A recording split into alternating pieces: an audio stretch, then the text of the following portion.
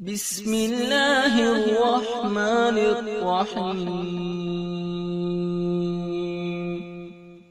شروع اللہ کے نام سے جو بڑا مہربان نہایت رحم والا ہے۔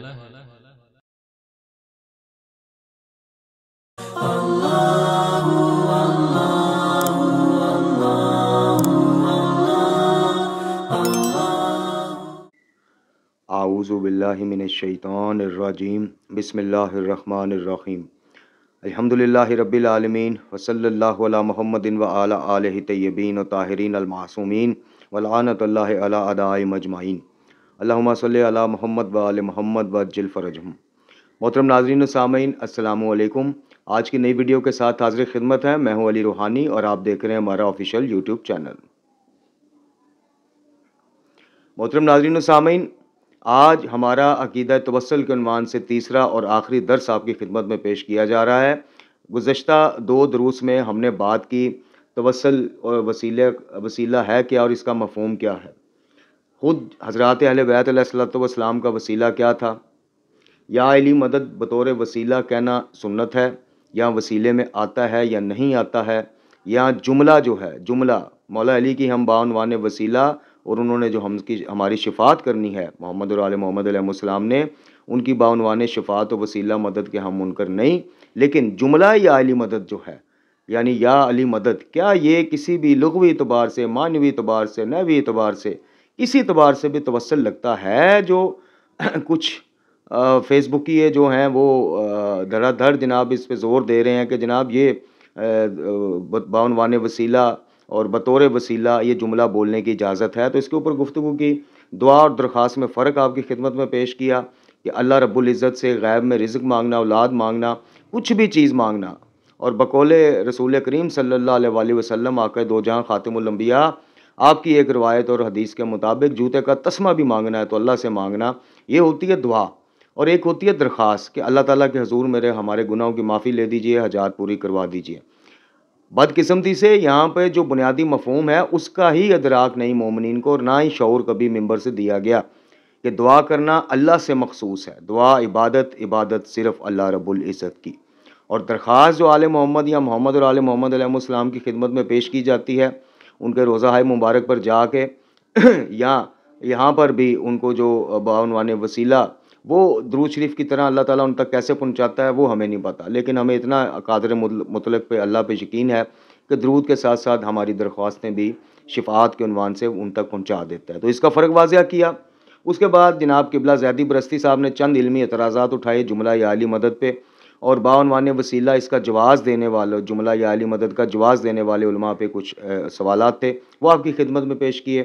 آج کے تیسرے اور آخری حصہ میں ہم جناب قبلہ آیت اللہ الشیخ محمد حسین نجفی المعروف ڈھکو صاحب، ان کی کتاب اصول الشریعہ سے توسل کے باب میں جو انہوں نے کچھ لکھا ہے وہ آپ کی خدمت میں پیش کرنے کے بعد کچھ آیات قرآنی آپ کی خدمت میں پیش کریں گے کہ جس میں ہمیں ایک مسلم کے طور پہ، ایک مومن کے طور پہ دعوت فکر قرآن دیتا نظر آتا ہے کہ دیکھو ایسا نہ کرنا یا ایسے نہ ہو جانا کہ جیسے وہ لوگ تھے کہ جن کے پاس جب بھی کوئی پیغام حق آیا، دعوت فکر آئی، تو انہوں نے یہ کہا کہ اس کا رد کر دیا کہ جناب ہم تو وہی راستہ جو ہم نے باپ دادا کو پایا اسی پہ چلیں گے، اور کیا وجہ ہے کہ تم ایک نئی بات، تمہیں حق معلوم پڑا، خلاصہ پیش کر رہا ہوں، تمہیں حق پتہ چل گیا، یعنی کوئی بھی نبی انہیں پیغام حق دیتا تھا، تمہیں پتہ چل گیا، ہمارے باپ دادا صدیوں سے نسلوں سے کرتے آ رہے ہیں، ان کو نہیں پتہ چلا، تو ان کے فہم میں یہ باتیں نہیں آئیں تو تیرے میں آ گئیں بھائی۔ یعنی یہ انبیاء پر، اولیاء پر، یا کسی بھی کار تبلیغ کو انجام دینے والے پر سب سے پہلا جو اعتراض اٹھتا ہے وہ یہی اٹھتا ہے، فلانے کو نہیں آئی، فلانے کو نہیں آئی، فلانا مجتہد، فلانا فقیہ، فلانا یہ، فلانا وہ، تمہیں آ گئی۔ بھائی ایک دعوت فکر کوئی بندہ پیش کر رہا ہے، کوئی بھی کر رہا ہے، اس کو ایک دفعہ دیکھو، ویریفائی کرو، قرآن کے میزان پہ تولو، اہل بیت کے میزان پہ تولو، پھر فیصلہ خود کرو۔ 14 معصومین علیہ الصلوۃ والسلام کے علاوہ 15واں معصوم کوئی نہیں ہے۔ گزشتہ انبیاء معصومین تھے، فرشتے معصوم ہیں، قرآن ہر غلطی، ہر شبہ سے، شک و شبہ سے پاک تھے، یہ شخصیات محمد اور آل محمد۔ 15واں معصوم کوئی نہیں ہے، وہ مجتہد ہوں، ہماری سر آنکھوں کا تاج، معصوم نہیں ہے، غلطیوں سے مبرہ نہیں ہے، ایسا ہو نہیں سکتا کہ ان سے علمی اختلاف نہیں ہو سکتا۔ کیوں نہیں ہو سکتا؟ یا تو ڈکلیئر کر دو کہ جو دعویٰ اجتہاد کرتا جائے گا وہ دائرہ معصومیت میں جاتا جائے گا، پھر تو ٹھیک ہے، تم جانو تمہارا ایمان جانے، ورنہ 14 معصومین کے علاوہ وہ 15ویں شخصیت بتاؤ جس سے علمی اختلاف نہیں ہو سکتا۔ جس کی بعد میں غلطی جھول نہیں ہو سکتا. وہ الگ بات ہے کہ وہ کوشش کرنے کے بعد نتیجہ دیتے ہیں, اس پر بھی کہا جاتا ہے کہ جی غلط نتیجے پر بھی ان کو جو ہے کچھ اجر ملے گا. ٹھیک ہے, ہمیں اس سے کوئی اختلاف نہیں. ہم خود شرعی معاملات میں مجتہدین کے فتاویٰ سے کیا روشنی حاصل کرتے ہیں, یہ بات نہیں ہے. بات یہ ہے کہ معصوم نہیں ہے. مجھے کوئی بندہ کہے کہ جی امام رضا علیہ السلام, امام صادق علیہ السلام, امام زین العابدین علیہ السلام نے واضح طور پہ شطرنج کو مطلقاً حرام کہا ہے, اور ایک بندہ آ جائے جی میرے مجتہد نے کہا ہے کہ بغیر شرط کے کھیل سکتے ہو, تو سوری, مجتہد کی بات نہیں سنی جائے گی, معصوم کی بات سنی جائے گی. مجھے میرے معصومین مسجد کا تقدس بتاتے ہیں, مسجد کا احترام بتاتے ہیں, اس کا پروٹوکول بتاتے ہیں. ایک بندہ آ جاتا ہے, دیکھیں جی میرے مجتہد نے کہہ دیا کہ قمیضیں اتار کے مسجد کے اندر ماتم ہو سکتا ہے ننگے جسم, معذرت. معصوم نے جو مساجد کا تقدس بتایا ہے وہ دیکھا جائے گا. مجتہد کی بات میں بغیر دلیل کے نہیں مانوں گا. مجتہد نے یہ بات مجھ سے منوانی ہے, مجھے قرآن اور اہل بیت سے استدلال پیش کرے. میرا حق ہے, میرا رائٹ ہے, میں کیوں لوں. میں نے پچھلی ویڈیو میں عرض کیا تھا کہ ایک شیعہ کا کم از کم یہ سٹینڈرڈ ہونا چاہیے, معیار اپنا دیکھو. تم لوگ منسلک کس کے ساتھ ہو, پیروکار کس کے ہو. باب العلم کے پیروکار ہو, باب العلم کے ساتھ منسلک ہو, اور عقائد کے ضمن میں ہر کسی کی بات ایسے لے لیتے ہو, بس فلانے نے کہہ دیا, فلانا وکیل ولایت علی, فلانا یہ نہیں. معذرت, یہ سٹینڈرڈ ہی غلط ہے, معیار ہی غلط ہے. مکتب تشیع واحد مکتب ہے کہ جہاں فلانے نہیں چلتے, وہاں پہ علم چلتا ہے, قرآن و اہل بیت چلتے ہیں. تو اس لیے جو بات معصوم سے ٹکرا جائے گی, قرآن سے ٹکرا جائے گی, معذرت کے ساتھ اس کو کہنے والی شخصیت کا قد کاٹ جتنا بھی بڑا ہو, معصوم وہ پھر بھی نہیں ہے, پھر بھی نہیں لیا جائے گا. تو چلتے ہیں جی, آج کے درس کی باقاعدہ ابتدا کرتے ہیں. اور آپ کی خدمت میں سب سے پہلے جناب آیت اللہ الشیخ محمد سین نجفی صاحب المعروف قبلہ ڈکو صاحب کی اصول الشریعہ سے کچھ اقتباسات آپ کی خدمت میں پیش کرتے ہیں کہ توسل اور وسیلے کے بارے میں انہوں نے کیا لکھا ہے. جی, یہ کتاب اصول الشریعہ کا چوتھا باب ہے, اور یہ بلکہ آپ کتاب دیکھ لیں, باقی پیج آپ کو ہم ڈسپلے کر دیں گے. اصول الشریعہ ہے جی, اس کا چوتھا باب, اور یا مجھے نہیں پتا کہ یہ ایڈیشن جدید ہے یا پرانا ہے, بہرحال صفحہ 313 ہے. اس میں ایک باب ہے, یعنی چوتھا باب جو ہے, انبیاء اور ائمہ سے استمداد کے جواز و عدم جواز کا بیان. اب یہ وسیلے یا توسل نہیں ہے استمداد کے حوالے سے, لیکن اس کے آغاز میں ہی قبلہ ڈکو صاحب نے کچھ جملے لکھے ہیں جو میں آپ کی خدمت میں پیش کرنا چاہتا ہوں, اور آپ سے ریکویسٹ کروں گا کہ ان جملوں کو اپنے ذہن میں محفوظ کر کے پھر اگلا ڈکو صاحب کا جو ہم صفحات پیش کریں گے اس کو آپ سنیے گا, پھر اینڈ پہ انشاءاللہ مل جل کے نتیجہ نکالیں گے. اس میں وہ لکھتے ہیں کہ یعنی جب مذکورہ بالائے باب میں عقلی اور نقلی دلائل قاطعہ اور براہین ساطعہ سے ثابت کر دیا گیا کہ خلق و رزق, اماتت و احیاء وغیرہ امور تکوینیہ خدا نے انبیاء اور ائمہ کے سپرد نہیں فرمائے ہیں, اس سے یہ حقیقت عالم نشرہ ہو جاتی ہے کہ ان امور میں ان ذوات مقدسہ سے مدد مانگنے کا سوال ہی پیدا نہیں ہوتا. مطلقاً رد کر دیا, یہ میں نہیں کہہ رہا, یہ لکھا ہوا ہے. ڈکو صاحب کے کچھ چاہنے والے مجھ پہ معترض نہ ہوں, جو آگے ہم یہ پیش کرنے جا رہے ہیں چیز, نہ ہم ڈکو صاحب قبلہ کی, نہ ہماری اتنی علمی بصیرت ہے, حیثیت ہے کہ ہم جناب ان پہ وہ ہم بتا رہے ہیں جو لکھا ہوا ہے وہ بتا رہے ہیں کہ آپ نے پھر سن لیجئے ایک دفعہ, اور اس کو صفحہ بھی آ رہا ہے آپ کے سکرینوں پر, اس کو ویریفائی کریں. مطلقاً رد کر دیا کہ سوال ہی نہیں پیدا ہوتا. اچھا, پھر سنیں ایک دفعہ. یعنی جب مذکورہ بالائے باب میں عقلی و نقلی دلائل قاطعہ اور براہین ساطعہ سے ثابت کر دیا گیا کہ خلق و رزق, اماتت و احیاء وغیرہ امور تکوینیہ خدا نے انبیاء اور ائمہ کے سپرد نہیں فرمائے ہیں, اس سے یہ حقیقت عالم نشرہ ہو جاتی ہے کہ ان امور میں ان ذوات مقدسہ سے مدد مانگنے کا پھر سوال ہی پیدا نہیں ہوتا. مگر چونکہ یہ مسئلہ قدیم الایام سے محل بحث و تمحیص اور مارکۃ الارا بنا ہوا ہے, لہٰذا ضروری سمجھا گیا کہ اس موضوع پر ایک مستقل باب میں جامع تبصرہ کر کے بلا خوف و خطر حق اور حقیقت کو واضح اور اشکار کر دیا جائے. یہ جملہ یہاں تک تھا, یہ پیراگراف, یہ جملے. اس میں جو پوائنٹ میں آپ کی خدمت میں پیش کرنا چاہ رہا ہوں وہ یہ ہے کہ قبلہ لکھتے ہیں کہ یہ حقیقت عالم نشرہ ہو جاتی ہے کہ ان امور میں ان ذوات مقدسہ سے مدد مانگنے کا سوال ہی پیدا نہیں ہوتا. اب یہاں پہ انڈر بریکٹ سوائے توسل سوائے وسیلہ کے یہ تک بھی نہیں لکھا ہوا, پڑھ لیں آپ. کچھ بریکٹ نہیں لگی, کوئی انورٹڈ کوما کے اندر بات نہیں کی ہوئی, واضح کہا ہے کہ مدد مانگنے کا سوال ہی پیدا نہیں ہوتا. اچھا جی, یہ آپ کی خدمت میں پیش کیا. اب ذرا آگے چلیں. اب جناب اب اس کا صفحہ نمبر 318 امر چہارم صحیح طریقہ توسل و طلب شفاعت. اس میں قبلہ لکھتے ہیں کہ مذکورہ بالا بیانات یعنی جو پیچھے بیانات وہ لکھ چکے ہیں سے ثابت ہو گیا ہے کہ امور تکوینیہ، خلق و رزق اور اماتت و حیا وغیرہ میں ائمہ طہار کو خطاب کر کے بطور وسیلہ سفارش اور مدد مانگنا جائز ہے. بطور وسیلہ بہرحال یہاں لکھا ہوگا. پیچھے لکھا تھا کہ سوال ہی نہیں پیدا ہوتا، لیکن یہاں لکھا ہے کہ بطور وسیلہ اور سفارش کے مدد مانگنا طلب کرنا جائز ہے. مثلا یوں کہنا کہ یہاں یا علی سفارش کر کے مجھے اللہ سے اولاد لے دو، میرا رزق وسیع کرا دو، میرے بیمار کو شفا دلوا دو، یا استدعا کر کے میری فلاں مصیبت دور کرا دو، یا شفاعت کر کے کہ میرے گناہ خدا سے بخشوا دو وغیرہ وغیرہ صحیح ہے. اور یہ طریقہ بہت ساری دعاؤں میں اہل بیت علیہ السلام بہت ساری ادعیاء اہل بیت میں وارد ہوا ہے. چنانچہ دعائے توسل میں وارد ہے. آگے انہوں نے دعائے توسل کا جملے لکھے ہیں کہ میرے آقیان میں آپ کے ذریعے خدا کی بارگاہ کی طرف متوجہ ہوا ہوں. یہاں میں آپ کو ایک اور بات بتاتا جاؤں. قبلہ ڈھکو صاحب نے یہاں پہ بطور دلیل بطور استدلال دعائے توسل کو نقل کیا ہے کچھ جملے اور مثال دی ہے کہ جیسے دعائے توسل میں بطور وسیلہ ان کو مخاطب کیا جا رہا ہے ویسے ان کو مخاطب کیا جا سکتا ہے اور بالکل کیا جا سکتا ہے. میں نے اپنی پچھلی ویڈیو میں بھی ثابت کیا ہے کہ ائمہ طہار تک جیسے درود پہنچتا ہے ائمہ علیہ السلام تک اللہ تعالیٰ کس ذرائع سے ہماری درخواست پہنچاتا ہے یہ اللہ جانتا ہے، لیکن پہنچ جاتی ہے درود کے ساتھ. یہ بات تو ٹھیک ہے، لیکن جو یہاں پہ مجھے تھوڑا سا اعتراض ہے، علمی اعتراض، قبلہ صاحب کی ذات پہ نہیں، علمی باتوں کا علمی اعتراض، وہ یہ ہے کہ یہاں پہ تو دعائے توسل کا حوالہ دیا جا رہا ہے، لیکن قبلہ کی ایک کتاب ہے جس کا میں نے آپ کی خدمت میں اس دن اس میں سے میں نے کچھ پڑھ کے بتایا تھا، ابھی پتہ نہیں کہاں وہ رکھ دی گئی ہے جی. زاد العباد نامی کتاب ہے،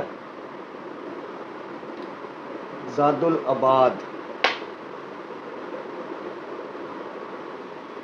چلیں خیر پتہ نہیں اب وہ کہاں کتابوں میں رکھ دی گئی ہے، مجھے تو مل نہیں رہی.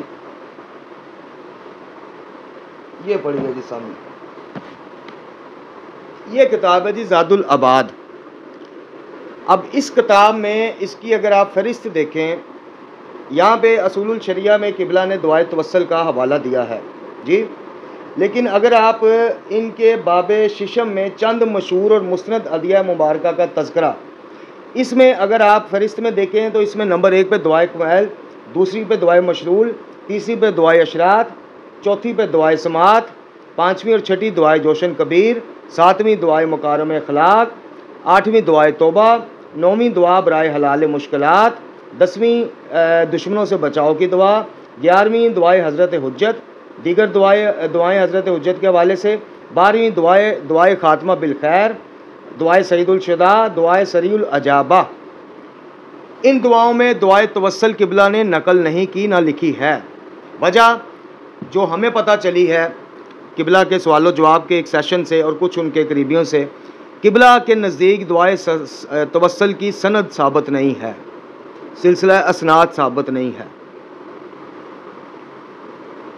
یہ اعتراض نہیں ہے، یہ علمی سوال ہے کہ جو چیز قبلہ اپنی دعاؤں کی کتاب میں نقل نہیں کرتے اور کہتے ہیں کہ جی اس کی سند ثابت نہیں. مجھے اعتراض نہیں ہے، میں سیکھنے کے لیے سوال کرنا چاہتا ہوں، اس کو دوسری طرف نہ لے کے جایا جائے، خاص کر مجھ ذکیر کے بارے میں کہ جو سرعام کہتا ہے کہ قبلہ ڈھکو صاحب کی شخصیت علمی شخصیت نہ ہوتی تو میری شیعت کے کئی معاملات جسٹیفائی نہ ہوتے.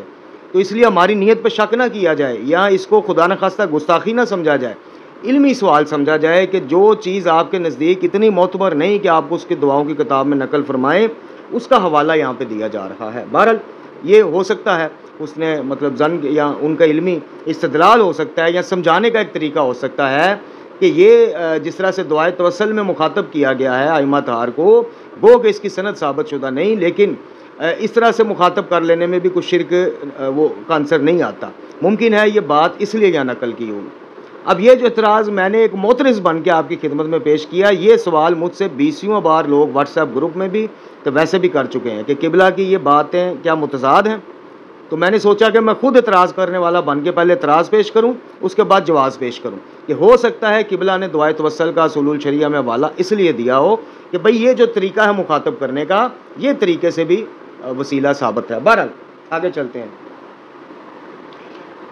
اچھا جی، اس کے بعد قبلہ لکھتے ہیں کہ یہاں اس بحث میں پڑھنے کی ضرورت نہیں کہ یہ بزرگوار ہماری اس نئی فواز کو براہ راست سماعت فرماتے ہیں یا خدا کے کچھ مخصوص فرشتے ان تک ہماری یہ گزارشات پہنچاتے ہیں، کیونکہ یہ لا یعنی غیر ضروری بحث ہے۔ اس قدر مسلم ہے کہ ان ذوات مقدسہ کو ہماری اسداد و فریاد کی اطلاع ضرور ہو جاتی ہے اور مشیت ازدی کا مطالعہ کرنے کے بعد شفاعت بھی فرما دیتے ہیں، مگر توسل اور شفاعت کا ایک اور طریقہ ایسا بھی ہے جو مذکورہ بالا طریقہ سے بھی انسب و اولا ہے، اور وہ یہ ہے کہ ائمہ طہار کی ذوات مقدسہ یا ان کی عزت و عظمت کا واسطہ دے کر براہ راست خدا وند عالم کو خطاب کر کے یہ چیزیں خدا سے طلب کی جائیں۔ اس کو کیا لکھ رہے ہیں قبلہ؟ انسب و اولا، یعنی یہ معروف، اولا یعنی بہتر اور پہلا طریقہ یہی ہے کہ اللہ سے مانگا جائے، واسطہ ان کا دیا جائے۔ اب اس چیز کے اوپر قبلہ کے ایک قریبی کہہ لیں یا قریبہ سے اپنے آپ کو قبلہ سے منسلک کرنے والی ایک شخصیت، اس نے بھی بڑا دم مچایا تھا اور مچایا ہوا ہے کہ جناب یہ تو ابن تیمیہ کے جرثومے ہیں، ابن تیمیہ نے یہ کہہ دیا تو یہ کوئی طریقہ ہے کہ جی اللہ سے مانگو تو ان کا واسطہ دو، تو اللہ کہے گا کہ جی جن کا واسطہ دے رہے ہو ان سے بھی تو کلواؤ، ان سے بھی تو بات کرو ان سے۔ بھائی اللہ جب مجھے خود کہہ رہا پکارو تو صرف مجھے پکارو، پھر اللہ مجھے ہی کیسے کہہ سکتا ہے کہ بھی ان کو بھی پکارو؟ اور دوسری بات یہ ہے کہ بھائی ہمیں چھوڑ دیں، ہم تو طالب علم بھی اچھے نہیں، آپ قبلہ کی بات دیکھیں۔ قبلہ کہہ رہے ہیں ان سب اولا طریقہ، معروف طریقہ یہ ہے کہ پکارو اللہ کو، واسطہ ان کا دو، اور اصل طریقہ میرے ناظرین و سامعین یہی ہے، سنت معصوم سے ثابت طریقہ یہی ہے۔ کسی معصوم نے آج تک پہلے گزر جانے والے معصوم کو براہ راست نہیں پکارا، براہ راست حاجات نہیں طلب کی، زیادہ سے زیادہ روایات توسل کی طرف۔ توسل بھی کیسا کہ ان کا واسطہ اللہ کو دیا جائے گا، ان کی مقام و مرتبت منزلت کا واسطہ دیا جائے گا، اور ان سے درخواست کی جائے گی کہ اللہ کے حضور شفاعت کیجیے، بس۔ یا علی مدد، کوئی مائی کا لال قیامت تک کسی معصوم کے جملوں میں زبان سے ادا ہوئے الفاظ سے ثابت نہیں کر سکتا۔ جتنا بھی کوئی جذبات سے کھیل لے گا، لفظوں سے کھیل لے گا، مومنین کی ایک کثیر تعداد چونکہ اظہار اس رنگ میں رنگی کہ ان کو جذباتی کر لے گا مجھ جیسے بندہ کیر کے خلاف کہ دیکھو جی یہ منکر ہے، مکسر ہے، ثابت نہیں کر سکے گا، یہ جملے نہیں ثابت کر سکے۔ ہے کسی کو زوم کہ ثابت کر سکتا ہے؟ جناب حسن مجتبیٰ علیہ الصلوۃ والسلام سے لے کے امام آخر الزمان تک کسی امام کی زبان سے نکلے جملے ثابت کر سکتا ہے؟ یا علی مدد، آ جائے بسم اللہ، جب دل کرے آ جائے۔ اچھا جی، اس کے بعد کہتے ہیں کہ یہی طریقہ ہمیشہ سے عابدین اور زاہدین اور علماء مجتہدین بلکہ انبیاء مرسلین کا معمول رہا کہ پکارا خدا کو جاتا ہے، مانگا اس سے جاتا ہے، واسطہ اور وسیلہ ان کا پیش کیا جاتا ہے۔ بہرحال اس کے بعد انہوں نے کچھ روایات پیش کی ہیں۔ اس کے بعد انہوں نے جناب آدم علیہ الصلوۃ والسلام کے توبہ کے لیے جو کلمات تھے ان میں سرکار محمد اور آل محمد علیہ الصلوۃ والسلام کا واسطہ دینا، وسیلہ پیش کرنا جائز قرار دیا، ثابت کیا۔ اس کے بعد جناب نوح کی کشتی سے، اس کے بعد کہتے ہیں کہ جناب ان حدیث سے یعنی اوپر جو کی ہیں اس سے حاصل شدہ نتائج، اس امر چہارم میں جو چند اخبار و آثار پیش کیے گئے ہیں ان سے چند قطعی نتائج برآمد ہوتے ہیں۔ سلف صالحین، ملائکہ مقربین اور انبیاء مرسلین کے عمل و طریقہ کار سے یہ مستفاد ہوتا ہے کہ شدائد و مصائب کے وقت بارگاہ رب العزت میں سرکار محمد اور آل محمد علیہ الصلوۃ والسلام کے توسل سے دعا کرنی چاہیے، اور یہی طریقہ احسن و اولا بلکہ متعین ہے۔ اب یہاں پہ قبلہ لکھ رہے ہیں کہ یہ طریقہ متعین ہے، متعین کر دیا گیا، کس کی طرف سے؟ کس کی طرف سے؟ انبیاء، ائمہ یعنی خود نمائندگان الہی کی طرف سے متعین کر دیا گیا۔ تو میں پوچھتا ہوں کہ جو چیز میرے محترم ناظرین و سامعین اللہ کی طرف سے متعین کر دی جائے کہ پکارنا اللہ کو ہی ہے، واسطہ اور وسیلہ پیش کرنا ان کا دو، جب متعین کے الفاظ ہیں کہ متعین کر دیا گیا تو پھر بتائیے پیچھے کہاں سے گنجائشیں نکل آئی؟ کہاں سے یہ گنجائش نکل آئی کہ جناب اس میں چاہے لغوی کمزوری ہے، نحوی کمزوری ہے جملہ یا علی مدد میں، مگر پھر بھی بطور توسل جائز ہے؟ پھر یہ کیسے ممکن ہے، کیسے پاسبل ہے؟ وہ بھی قبلہ کے الفاظ جو ان کے وہ میں نے سنے نہیں ڈائریکٹ، نہ میں نے پڑھے ہیں۔ وہ ایک صاحب نے پوسٹ لگائی تھی، وہ میں سکرین شاٹ دیکھوں گا اگر میرے پاس ہوا، انہوں نے کہا تھا جی قبلہ نے کہا ہے کہ گرچہ یا علی مدد میں نحوی کمزوریاں ہیں اور اس کے مطابقت بھی نہیں رکھتے جملے، لیکن پھر بھی بطور توسل جائز ہے۔ میں یہ پوچھتا ہوں کہ کیسے جائز ہے؟ قبلہ ہی لکھنے والے ہیں کہ یہ طریقہ متعین ہے کہ اللہ کو پکارو اور ان کا واسطہ پیش کرو۔ پیچھے باب چارم کے غاز میں قبلہ ہی لکھ رہے ہیں کہ سوال ہی نہیں پیدا ہوتا کہ ان سے مدد مانگی جائے ان امور تکوینیہ میں۔ تو پھر وہ پوسٹ جن بھائی نے لگائی ہے وہ قبلہ سے رجوع کریں یا ان کے معتمدین کی طرف رجوع کریں اور ان سے پوچھیں۔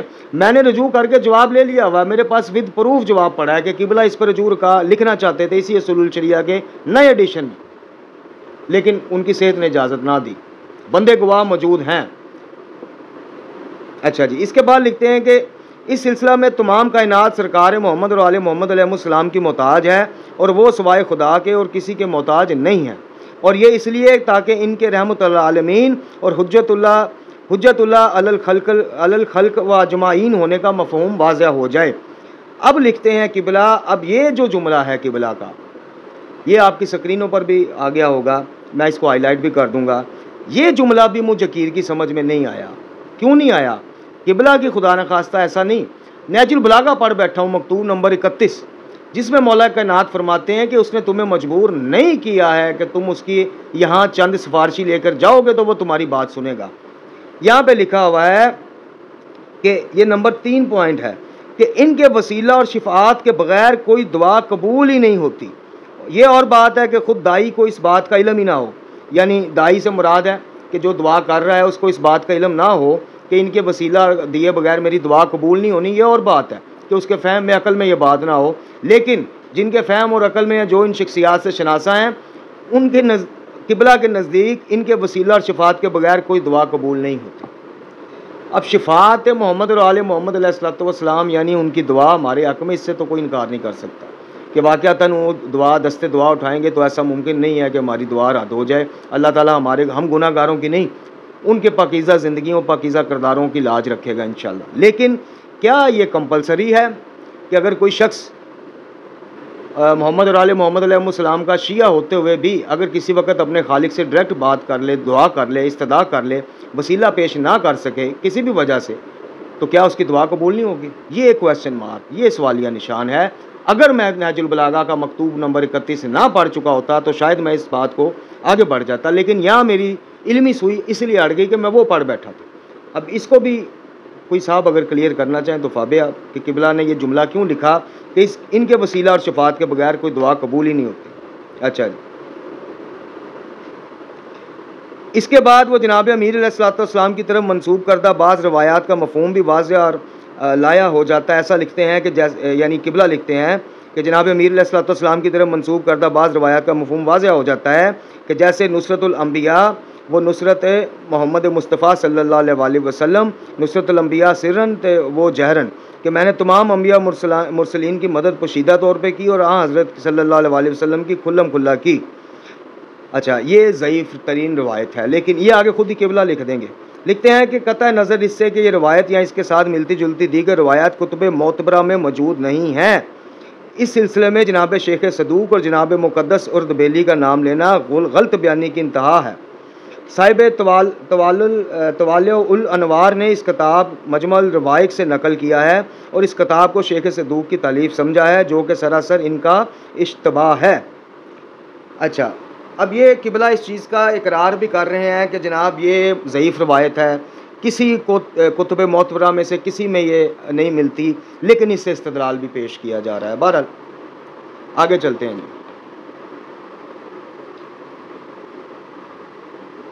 اس کے بعد وہ بعض خطبات میں جو وارد ہوا کہ میں نے نوح کو کشتی میں سوار کیا، مولا علی کا دعویٰ، اور ان کو غرق ہونے سے بچایا، میں نے ابراہیم کو آتش نمرودی سے نجات دی، اور اس طرح کی دوسری، اس کا بھی یہی مطلب ہے کہ ہمارے ساتھ توسل اور وسیلہ اختیار کرنے کی وجہ سے ان کو شدائد سے نجات ملی۔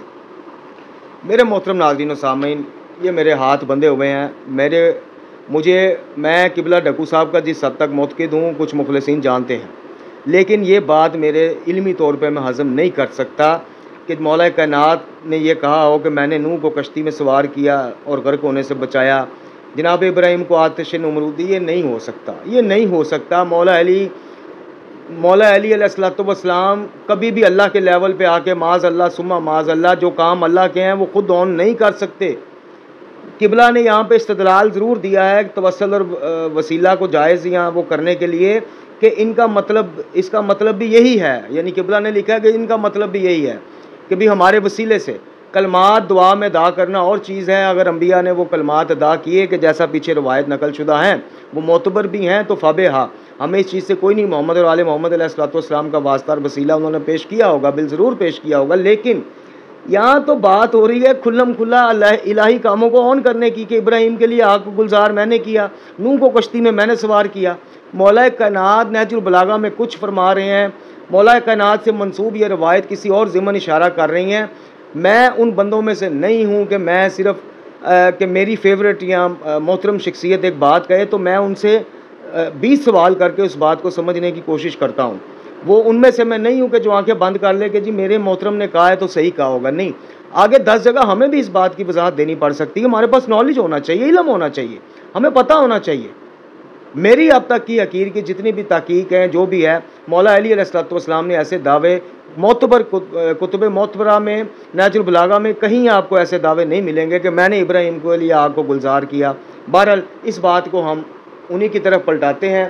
یہ تھا جی توسل اور شفاعت کا مختصراً بیان جو قبلہ نجفی صاحب نے کیا, اور اس بات کو قبلہ نجفی صاحب نے ثابت کیا کہ اب اولا اور معروف طریقہ یہی ہے, پکارا اللہ کو جائے, اور متعین طریقہ یہی ہے. متعین کے الفاظ بھی لکھیں کہ متعین طریقہ یہ ہے کہ پکارا اللہ کو جائے تو واسطہ ان کا پیش کیا جائے. جملہ یا علی مدد بطور توسل اس کا جواز پیش کرنے والے آئیں, ہمیں نہیں, قبلہ نجفی صاحب کو جواب دیں. اور اگر ایک بھائی کی پوسٹ کے مطابق قبلہ نجفی صاحب نے خود کہہ دیا کہ باوجود کہ اس جملے میں نہایت کمزوریاں ہیں پھر بھی بطور توسل یہ بولا جا سکتا ہے, تو پھر کیا کہا جا سکتا ہے. پھر بہرحال اس سے آگے ہم کوئی بات نہیں کریں گے. قرآن اور اہل بیت کے واضح فرامین جب موجود ہوں تو پھر نص انہی سے مانگی جائے گی, انہی سے لی جائے گی, اور قرآن اور اہل بیت کی دلیل سے نیچے کسی چیز سے ایک شیعہ مطمئن نہیں ہو سکتا. اب چلتے ہیں جی کہ جن لوگوں کے اذہان میں یہ بات آتی ہے کہ جی کیا فلاں غلط تھا, کیا باپ دادا غلط تھے, کیا دادا نانا غلط تھے, کیا صدیوں سے جناب یہ چیزیں چلتی آ رہی ہیں غلط تھی, تو آئیں سورہ مبارکہ یونس آیت نمبر 77 تا 78. ارشاد رب العزت, موسیٰ نے کہا کہ تم لوگ حق آ جانے کے بعد اسے جادو کہہ رہے ہو, تو کیا یہ جادو ہے جبکہ جادوگر کبھی کامیاب نہیں ہوتے. انہوں نے کہا کہ تم یہ پیغام اس لیے لائے ہو کہ ہمیں ہمارے باپ دادا کے راستوں سے منحرف کر دو اور تم دونوں اس ملک کے بڑے بن جاؤ, اور ہم تو ہرگز تمہاری بات ماننے والے نہیں ہیں. سورہ مبارکہ مائدہ آیت نمبر 104. ارشاد رب العزت, جب ان سے کہا جاتا ہے کہ خدا کے نازل کردہ کام اور رسول صلی اللہ علیہ وسلم کی طرف آؤ, تو وہ کہتے ہیں کہ ہمارے لیے وہی کافی ہے جس پر ہم نے اپنے باپ دادا کو پایا, چاہے ان کے باپ دادا نہ کچھ سمجھتے ہوں اور نہ کسی طرح کی ہدایت رکھتے ہوں. تب بھی قرآن کہہ رہا ہے کہ بے شک وہ نہ سمجھتے ہوں نہ ہدایت, پھر بھی انہی کے رستوں پہ چلنا ہے. سورہ مبارکہ لقمان آیت نمبر 20 اور 21. ارشاد رب العزت, لوگوں میں سے کچھ ایسے بھی ہیں جو خدا کے متعلق کسی علم اور ہدایت اور روشن کتاب کے بغیر جھگڑا کرتے ہیں. کوئی علم, کوئی ہدایت, کوئی روشن کتاب, کوئی دلیل نہیں, بس جھگڑا کرتے ہیں. اور جب ان سے کہا جاتا ہے کہ جو کچھ خدا نے نازل کیا ہے تم اس کا اتباع کرو, تو وہ کہتے ہیں کہ ہم اس کا اتباع کرتے ہیں جس پر ہم نے اپنے باپ دادا کو عمل کرتے ہوئے دیکھا ہے, چاہے شیطان ان کو دوزخ کے عذاب کی طرف بلا رہا ہو. پھر بھی یہ باپ دادا کو جس پہ عمل کرتے دیکھا اسی پہ اڑے رہیں گے یا اپنی عقلیں بھی استعمال کریں گے.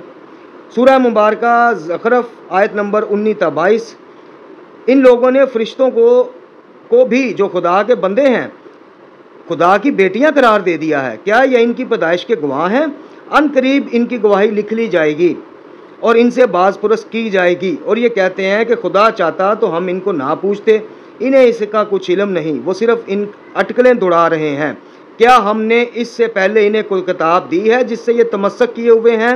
نہیں, بلکہ انہوں نے یہ کہا کہ ہم نے اپنے باپ دادا کو اسی دین پر, اسی نظریات پر پایا اور ہم انہی کے نقش قدم پر چل رہے ہیں. یہ کچھ آیات قرآنی جو واضح آپ کی اور میری عقلوں کو دعوت فکر دے رہی ہے کہ یہ کوئی دلیل نہیں, کوئی برہان نہیں, کوئی نظریہ نہیں کہ جو فلاں کرتا ہے تو باپ دادا کرتے ہیں تو صدیوں سے چلتا آ رہا. نہیں, ان لوگوں نے فرشتوں کو معاذ اللہ کی بیٹیاں بنا دیا. ہم نے معصوم ہستیوں کو پتہ نہیں کیا کہ اللہ ہی بنا دیا معاذ اللہ. سارے کام اللہ سے لے کے ان ہستیوں کے سپرد. ولایت تکوینی کا ایک ٹچ لگایا اس چچ کو جناب ادھر سے بھی ویلڈ کیا, ادھر سے بھی ویلڈ کیا, اور جناب ادھر سے ساری چیزیں اٹھا کے کہ اللہ تعالیٰ معاذ اللہ ان کو بنانے کے بعد اب وہ کچھ نہیں کرتا, جو کرتے ہیں یہی کرتے ہیں. تو خلاصہ درس آپ کی خدمت میں پیش کر کیے دیتے ہیں مختصراً. ہم نے اس درس میں کوشش کی کہ عقیدہ توسل اور شفاعت جو ہے یا عقیدہ وسیلے کا جو عقیدہ ہے اس کا مفہوم, اس کے اوپر کھل کے بات کی جائے. اس کے اوپر نہ صرف ان لوگوں کے نظریات کا رد کیا جائے کہ جو یا علی مدد کو بعنوان وسیلہ جائز قرار دیتے ہیں, بلکہ جو اپنی ہماری جو استادوں میں آتے ہیں ہمارے, جیسے قبلہ نجفی صاحب ہیں ان کی باتیں, اور قبلہ زیدی برستی صاحب ہیں ان کی باتیں بھی آپ تک پہنچائی جائیں, اور پھر دعوت فکر آپ کے ذہن کو دی جائے قرآن کی روشنی میں, سیرت اہل بیت کی روشنی میں. قبلہ نجفی صاحب کی جو ایک دو باتیں ہم کم علموں کو سمجھ نہیں آئیں, وہ ہم نے اپنا علمی اعتراض جو ہے وہ ریکارڈ کرا دیا ہے. ممکن ہے کہ ان کی انشاءاللہ تشنیگی دور ہو جائے گی ہماری, لیکن قبلہ نجفی صاحب نے پھر بھی اللہ سے مانگنے کو متعین طریقہ, اولا طریقہ اور معروف طریقہ کہا. اور زیدی برستی صاحب نے تو خیر کمال کر دیا, انہوں نے تو مطلب ان علماء پہ بھی اعتراض اٹھا دیا کہ کس طرح سے تم لوگ یا علی مدد کے جملے کو وسیلہ کیسے ثابت کر سکتے, نہیں کر سکتے.